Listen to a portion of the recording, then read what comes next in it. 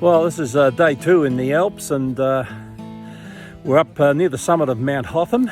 I was up at the summit there. It was a bit cold there. It was about 7 or 8 degrees, and it was a bit breezy and overcast. But the sun has come out, and the cloud is starting to break a little bit, as you can see behind me there. And we're sort of about 20 kilometres away from the summit, so it's a little bit warmer, a little lower down. Still around about 1400 metres, just on a bush track here, miles away from anywhere, and we're starting to hear a few signals.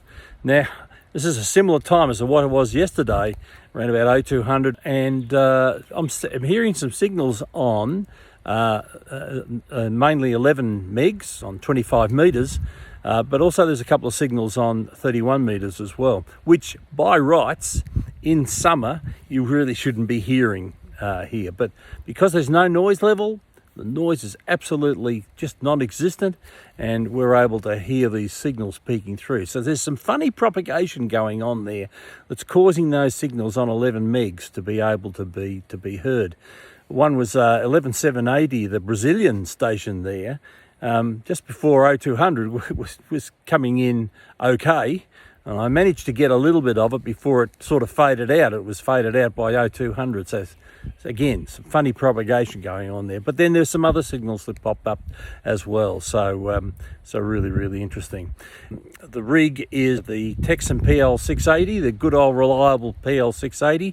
Gee, that's a good little receiver. It's a pity they're not making it anymore. It's a ripper, and the antenna is a long wire. It's about 25 meters long, maybe 26 meters long, strung between trees, as I usually do, and it's doing a good job.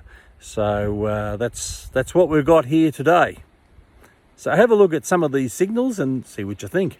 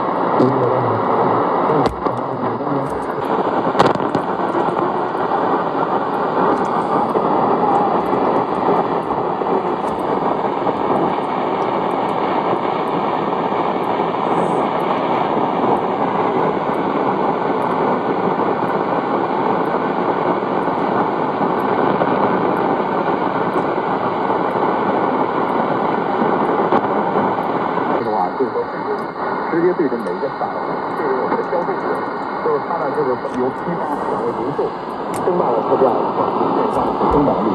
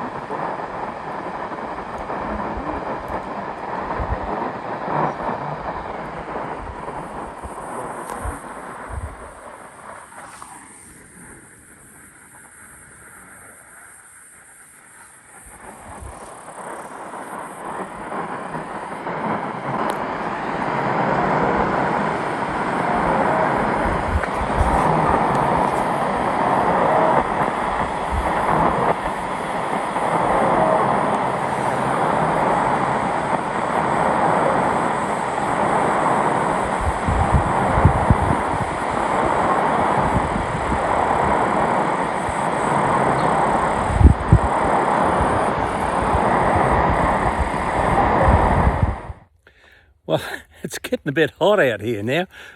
I've just put the hat and the sunscreen on just to try and preserve. I got burnt yesterday out at Lake Catani, so I'm trying to preserve what I have left of me. The reception is really interesting. I mean, probably for most people, they would think, what are you talking about, Rob? There's hardly any signal there. It's not listenable. Well, I don't listen to the signals for the content. I listen to the signals because I'm fascinated with the propagation and how those weak signals can sometimes be there, sometimes they're not. I mean, that's the really cool thing about it, you know. You never know what's going to happen when you turn on the shortwave radio. So that's why I do this. So if I can't hear really what's going on with the quality of the signal, that's okay, it doesn't worry me. As long as I can identify it and make sure that it is the right station, not just look it up in some list and hope for the best, and you know, and then I'm happy. And that's what regular listening does for you too. If you're listening all the time, you get to know what stations are going to be on at certain times of the day, and in certain reception conditions at certain times of the year. Sometimes it's not always the same. So anyway, that's all enough about that. I'm going to move off to another location now. I've been doing some photography as well. Got some amazing shots up here at Mount Hotham, and so I'll go home and process those later on the week. So still got a few days out here, and we'll see what we can get.